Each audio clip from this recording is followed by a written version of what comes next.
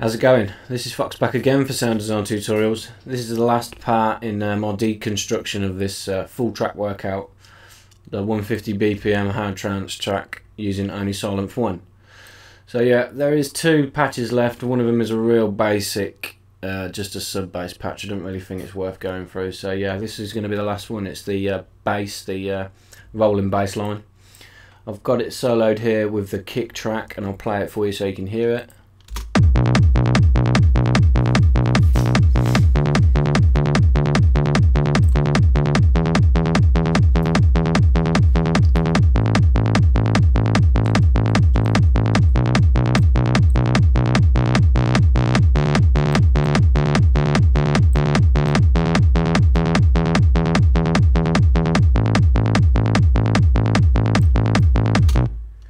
There it is, real simple patch to make. Again, I'm only using one layer, we're only going to be using part A for this. So I'll go ahead and initialize this preset. Part A, oscillator A1 is going to be a sawtooth, and A2 is going to be a sine wave, so how it is as standard. Polyphony you can keep on free, it's a bass patch, only one note is going to be played at a time.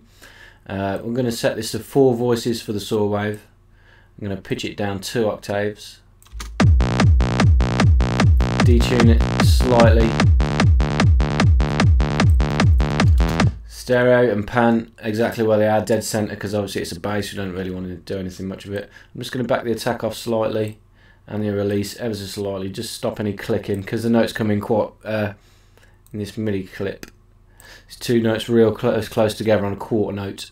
Sometimes when you have notes that close together it can click, they can overlap a little bit, so back the attack off and the release stops that.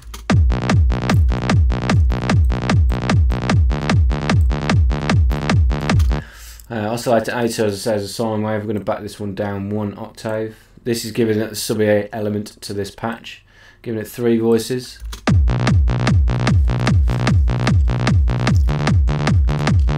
No phase, detune, stereo or pan. How we get the bubbliness and the percussiveness of this sound is all from the filter and the envelope. I'm going to set it to a low pass filter. Keep it on 24 decibels per octave. Push the cutoff round to about 3100 Hz. Resonance and drive where it is as standard. The master filter control keep as it is. So we're going to set mod envelope 1 to modulate the cutoff for A, and we're going to dial it negative to about just above 9 o'clock, about -5.3. That means the attack time that we specify in this envelope is going to close this filter up to this point here on the dial, which is about there.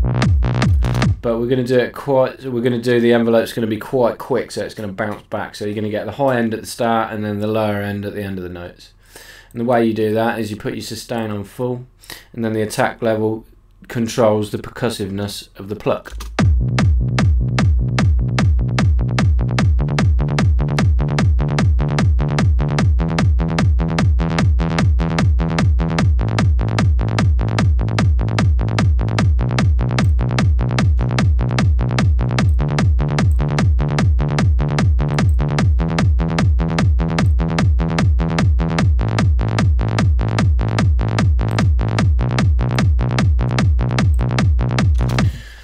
But they're sounding pretty good to me, just about bang on 3. So that's pretty much it. I used a couple of basic effects. I used a bit of distortion. I used the fold back, which is one that I mainly use on bass.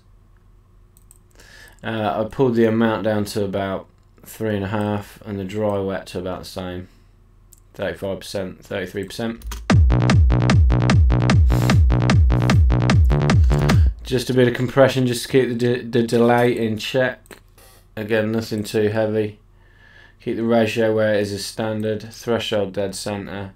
Attack where it is, and just pull the release back ever so slightly. About 122 milliseconds.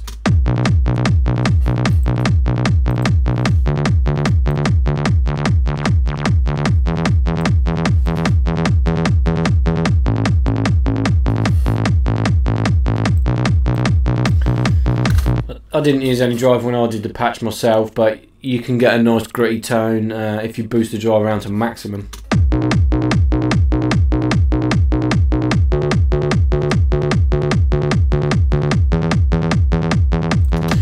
obviously didn't feel it needed any of that in the track when I was making it. But yeah, that's it for now. So real simple trance bass patch.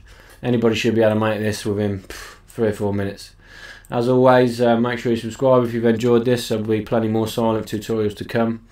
I'm going to move on to the track that I did with Synth Master now. I'm going to break down all the patches inside that.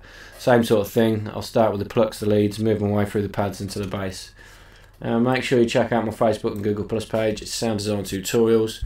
And best way to get hold of me if you need to, ask any questions or any comments, is tweet me at SoundDesignTuts.